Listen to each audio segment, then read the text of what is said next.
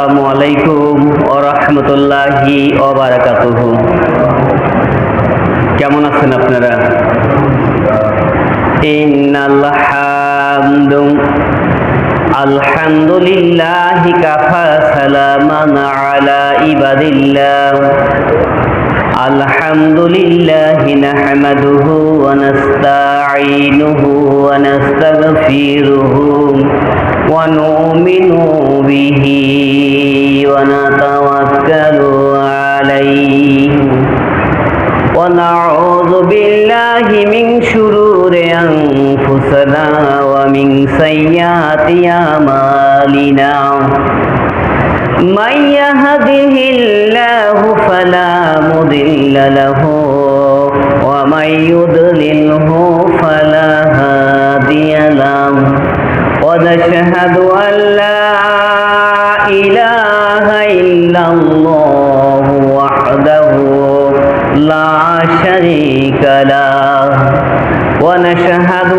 আন্না সানাদানা ওয়া হাবিবানা وطبيبنا ومولانا محمدا عبده ورسوله أرسله بالحق بشيرا ونذيرا بين يديه الساعة ما يطع الله رسوله فقد رشد ما يعصيهما فقد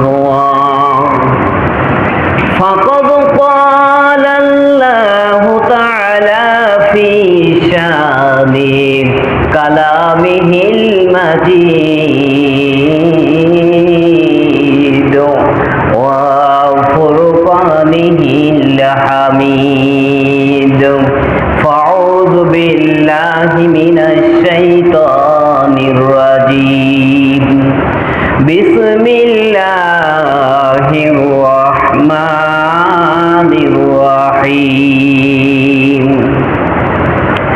لقد خلقنا الإنسان في أحسن تقويم ثم رددناه أسفل سافلين والله الأخير আলহামদুলিল্লাহ, সমস্ত প্রশংসা, সমস্ত শুকরিয়া, সমস্ত সিফতাসানা, সমস্ত গুণগান সেই আল্লাহ পাক রব্বুল আলামিনের শানে, যে আল্লাহ পাক রব্বুল আলামিন আজকে আমাদেরকে পবিত্র ঘরে পবিত্র অবস্থায় কবুল করেছেন এবং শারীরিক সুস্থতা দান করেছেন।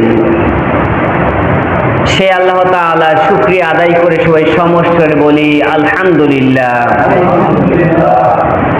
আল্লাহ পাক রব্বুল আলামিন ইচ্ছা করলে আমাদেরকে অসুস্থ করে মেডিকেলে বেডে রাখতে পারতেন কিনা?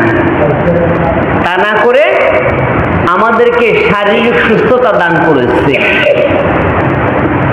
সেজন্য আল্লাহ তাআলার শুকরিয়া আদায় করে আবারও বলি আলহামদুলিল্লাহ। লক্ষ্য করি দরুদ ও সালাম পেশ করি সেই রাসূলের প্রতি, যিনি আমার আপনার সকলের রাসূল, বিশ্বজাহানের নবী, যিনাকে আল্লাহ পাক রব্বুল আলামিন মহাগ্রন্থ আল কুরআনুল কারীম দা হলি কুরআন সেই টুমি ইন্নাকা লামিনাল মুরসালিন, যে হে নবী আপনি শুধুই নবী নয়, আপনি নবীদের মধ্যে সেরা নবী। বলুন সুবহানাল্লাহ। তিনি হচ্ছেন আমার আপনার বিশ্বজাহানের নবী, সাইয়্যিদুল মুরসালিন দুল আলামিন আহমদ মুস্তাফা মুহাম্মদ মুস্তাফা, সবাই বলি সাল্লাল্লাহু আলাইহি ওয়াসাল্লাম।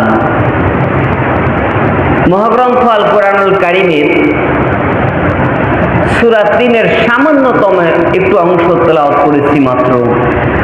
যদি আল্লাহ পাক রব্বুল আলামিন এর উপরে আমাদেরকে কথা বলার সুযোগ দান করেন তাহলে বলতে পারবো, আর না হলে আমার জবান দিয়ে একটা জবানও বের হতে পারবে না যতক্ষণ পর্যন্ত আল্লাহ অনুমতি না দিবেন, হুকুম না দিবেন। আপনারা সকলেই প্রায় আমার পরিচিত মুখ, সকলেই প্রায় পরিচিত মুখ, সকলেই জানি। অনেক জানা কথা আছে যে কথাগুলো আপনি কোরআনের কথা হিসেবে যদি শুনেন, তাহলে আল্লাহ পাক রব্বুল আলামিন প্রত্যেকটা শ্রবণের জন্য, প্রত্যেকটা কথার জন্য আল্লাহ পাক রব্বুল আলামিন আমার আপনার আমলনামায় 10টা করে নেকি দান করবেন। বলুন সুবহানাল্লাহ। আরে এ তো আমাদের পরিচিত মানুষ, সে কি বলবে, আর কথা কি শুনবো? আমাকে শোনার তো দরকার নেই, শুনবেন আপনারা মহাগ্রন্থ আল কুরআনুল কারীমের কথা, যেটা পূর্ণাঙ্গ জীবন বিধান, যার মধ্যে কোনো প্রকার সন্দেহ নাই, যার মধ্যে কোনো প্রকার সন্দেহর অবকাশ নাই। ক্বালা আল্লাহু তাআলা লা ওয়াকাযযাবু বিআয়াতিনা কিযযাবা উলাইকা আসহাবুন নারি হুম ফিহা খালিদুন। আমার আল্লাহ বলেন, এ বান্দা তোমরা কি পারবা আমার একটি আয়াতকে মিথ্যা প্রতিপন্ন করতে? পারবেন কেউ বলেন? কারো ক্ষমতা আছে? কারো ক্ষমতা নাই। কেউ যদি আমার আয়াতকে মিথ্যা বলে ঘোষণা করে, মিথ্যা প্রতিপন্ন করে, নিঃসন্দেহ ওই ব্যক্তি জাহান্নামের অন্তর্ভুক্ত হয়ে যাবে। বলুন নাউযুবিল্লাহ। এর মধ্যে কোনো প্রকার সন্দেহ নাই। কে বলেছে? আল্লাহ নিজে চ্যালেঞ্জ করেছে। আপনি যখন একটা কাজ করে আসেন মনিবের বাড়িতে, কাজ করে আসার পর যদি বলেন এই কাজটা হয়েছে, ও যদি কাজ করে থাকে চ্যালেঞ্জ করবে, না কাজ হয়েছে। আর কাজ যদি আপনি না করে আসেন, এই কাজ হয়েছে, আপনি কিন্তু চ্যালেঞ্জ করতে পারবেন না। আর নিজে মনিব চ্যালেঞ্জ করছেন, জালিকাল কিতাবু লা রাইবা ফীহ। এটা এমন একটি কিতাব যার মধ্যে কোনো প্রকার সন্দেহের অবকাশ নাই। কে বলেছে? আল্লাহ নিজে বলেছে। দা হলি কুরআন, কমপ্লিট কোড অফ লাইফ।